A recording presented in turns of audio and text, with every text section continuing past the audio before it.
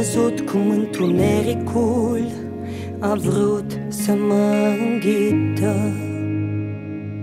Am simțit cum pământul sub mine se mișcă.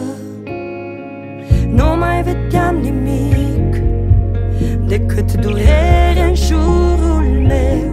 Plângeam cu inima frântă tot necazul meu. Dar te-am simțit, Iisus, cum stai la dreapta mea. Te-am văzut în întuneric, cum îmi întins mâna, iar cu turul ce părea că mă va nimici, chiar dacă am trecut prin el, nici cum nu m-a atins. Dar te-am simțit, Iisus, cum stai la dreapta mea. Te-am văzut în întuneric, cum îmi întins mâna, iar cu turul ce părea că mă va nimici, chiar dacă am trecut prin el, nici cum nu m-a atins.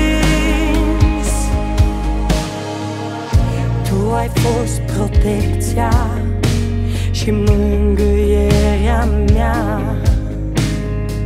Ce bine e cu tine, Iisus, speranța mea. O, de-ar cunoaște toți această dragoste a ta, nu ar mai fi atâta chin în lumea aceasta. Te simt la orice pas, cum stai la dreapta mea. În întunericul din lumea mea, tu îmi ești lumina, și nu mai vreau nici când ca să te las. Ține-mă în palma ta, de acum și pururea. Te simt la orice pas, cum stai la dreapta mea.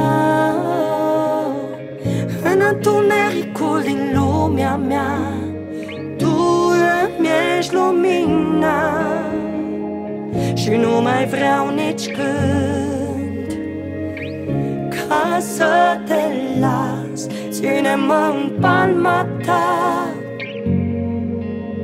să fiu de tine strâns legat.